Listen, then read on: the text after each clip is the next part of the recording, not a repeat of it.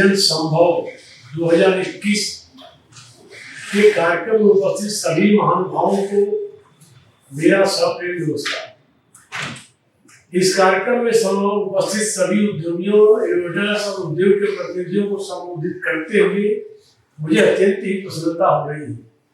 आप सभी देश के भविष्य हैं, नौकरी निर्माता हैं, इनोवेशन के पावर हाउस हैं। उद्यमियों के रूप में आपकी लंबी यात्रा रही है। आप अच्छी तरह से समझते हैं कि हमारे देश के लोगों को क्या चाहिए। उन लोगों की समस्याओं को हल करने के लिए आपके पास समाधान भी है। मेरी राय में यह एक राष्ट्रीय सेवा का सबसे अद्भुत स्वरूप है। डिजिटल रूप से इस प्लेटफॉर्म पर हम सभी को साथ लाने और एक दूसरे के अनुभवों और विचारों से सीखने में सक्षम बनाने के लिए मैं अमेजन के प्रयासों की सराहना करता हूँ। इस कार्यक्रम में उपस्थित लोगों द्वारा साझा किए गए जो दृष्टिकोण है, जो आपस की चर्चा है, उसमें एक विशिष्ट समानता है। आज सभी डिजिटल इंडिया की ओर बढ़ रहे हैं। इसमें कोई संदेह नहीं है।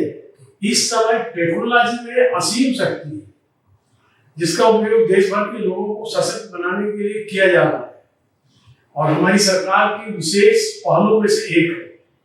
इससे कोई फर्क नहीं पड़ता कि आपकी उम्र क्या है, आपके द्वारा बोली जाने वाली भाषा कौन सी है, आपकी शिक्षा का स्तर क्या है, आप जहाँ रहते हैं, लेकिन तकनीक में वो क्षमता है जिसके द्वारा आप अपने जीवन को बदल सकते हैं।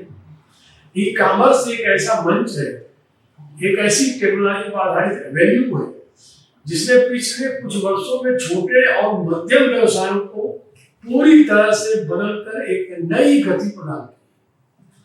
पिछले वर्ष हमने विशेष रूप से देखा कि डिजिटल ने किस तरह से हमारे देश को कोरोना वायरस महामारी के खिलाफ लड़ने के लिए एकजुट किया।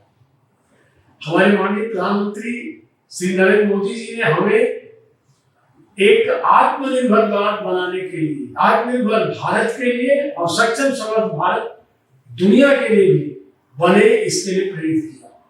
मुझे यह कहते हुए अत्यंत प्रसन्नता हो रही है कि ई कॉमर्स ने क्षेत्र के तमाम छोटे व्यवसायों का समर्थन किया इस फील्ड में, और लॉकडाउन के बाद उन्हें तेजी से आगे बढ़कर एक नई दिशा, एक नई गति, एक नया प्रवाह प्रदान किया। जैसे जैसे समय आगे बढ़ता जा रहा है, वैसे ही भारतीय उपभोक्ता भी ऑनलाइन खरीदारी करने में सहज हो रहे हैं और कई लोग तो ई कॉमर्स सेवाओं पर पहले से ज्यादा भरोसा कर रहे हैं। फूड, हेल्थ केयर जैसी आवश्यक वस्तुओं को, उनकी जरूरतों को पूरा करने के लिए ई कॉमर्स सेवाओं को अपना रहे हैं। स्किलिंग के दृष्टिकोण से, कौशल के दृष्टिकोण से देखा जाए तो ई कॉमर्स क्षेत्र में कुशल श्रमिकों की मांग पहले की अपेक्षा निरंतर बढ़ रही है और कौशल विकास उद्यमशीलता मंत्रालय ने कुशल कर्मचारियों की बढ़ती मांग को देखते हुए श्रमिकों को कौशल विकास प्रदान करने का जो निर्णय था उसे पहले से और ज्यादा तेजी से पहल किया ताकि कुशल श्रमिकों की मांग को पूरा किया जा सके। ऑनलाइन प्लेटफॉर्म का भी इस्तेमाल कोविड पीरियड में किया और हमने पहचान की कि उद्योगों में कहाँ पर ज्यादा गैप है और कहाँ ज्यादा कौशल पहलों के माध्यम से उस गैप भरने के लिए कौन सी प्रक्रिया शुरू करनी है वो कर दिया, वो शुरू कर दी प्रक्रिया।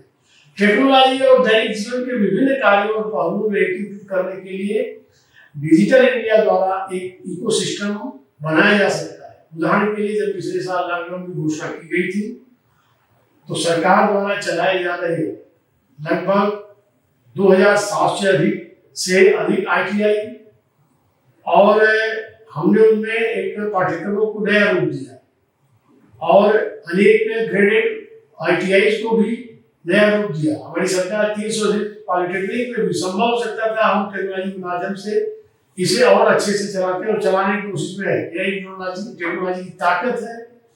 2021 में हमने प्रधानमंत्री कौशल विकास योजना के तीसरे चरण को लॉन्च किया है, जो उद्योगों के 4.0 से संबंधित कौशल पर भी केंद्रित होगी, जहां हम डायनेमिक समय रह रहे हैं, जहां डिजिटल प्रौद्योगिकियों में इनोवेशन आम बात हो गई है और artificial intelligence, cloud computing, machine learning, internet of things के क्षेत्रों में न्यू एज स्किल की मांग बढ़ती जा रही है। विकास के इस चरण में प्रधानमंत्री कौशल विकास योजना के माध्यम से हमारा प्रयास है कि उपयुक्त डिजिटल कौशल और साक्षरता के साथ विकास के लिए श्रम शक्ति को तैयार किया जाए। हमने राष्ट्रीय कौशल योग्यता फ्रेमवर्क NSQF के साथ 13 जो न्यू एज के पाठ्यक्रम है उन्हें शुरू किए, जिनमें डेटा विश्लेषक और वैज्ञानिक प्रक्रियाएं, स्वचालन विशेषताएं, उपयोगकर्ता अनुभव, मानव मशीन इंटरेक्शन, डिजाइनिंग, ब्लॉकचेन की विशेषज्ञता, सॉफ्टवेयर डेवलपर आदि अनेक विषय, अनेक कंसेप्ट शामिल है। विनिर्माण और सेवाओं में टेक्नोलॉजी की दृष्टि से बदलती हुई महत्वपूर्ण स्थितियां हैं, जिसमें हमारी श्रम शक्ति कुशल हो, इसमें हम लगातार पहल कर रहे हैं। इस विश्वास के साथ हम उद्योग में 4.0 के लिए अधिक से अधिक मजबूत तकनीकी कार्यक्रमों की पेशकश करने के लिए वर्तमान शैक्षणिक ढांचे में सुधार कर रहे हैं। और हमारी सरकार ने न्यू एजुकेशन पॉलिसी में, मोदी सरकार ने इसमें क्रांतिकारी पहल की। इसी तरह अगले 5 वर्षों में हमारे स्किल इंडिया मिशन को हमारे युवा उद्यमी डिजिटल अर्थव्यवस्था को सेंट्रल स्टेज तक ले जाएंगे। इस दृष्टि से डिजिटल अर्थव्यवस्था में उत्पादकों और निर्माताओं दोनों को पारंपरिक उत्पादों और आधुनिक IT के से संबंधित उत्पादों के लिए डिजिटल अर्थव्यवस्था में बाजारों और उपभोक्ता तक हमारी अभूतपूर्व पहुंच होगी, ऐसा मेरा दृढ़ भरोसा है, विश्वास है। मेरा दृढ़ विश्वास है कि नए इस डिजिटल अर्थव्यवस्था में हमारे युवाओं में उद्यमशीलता की भावना को बढ़ाने में हमारी सक्रिय पहलें महत्वपूर्ण साबित होगी, जो सामाजिक गतिशीलता और समावेशी विकास को बढ़ावा देंगे। जैसे ही अपने कौशल मिशन के साथ आगे बढ़ते हैं, मैं निजी क्षेत्र को सरकार से के साथ हाथ मिलाने और हमारी अनुकूल नीतियों का लाभ उठाने के लिए आमंत्रित करना चाहता हूँ। उदाहरण के लिए डिजिटल अर्थव्यवस्था में आवश्यक कौशल की विशेष प्रणाली को ध्यान में रखते हुए हमने अप्रेंटिसशिप कार्यक्रम को, शिक्षुता का जो ये कार्यक्रम है उसे और सरल बनाया है, आगे और सरलीकरण की तरफ बढ़ रहे हैं।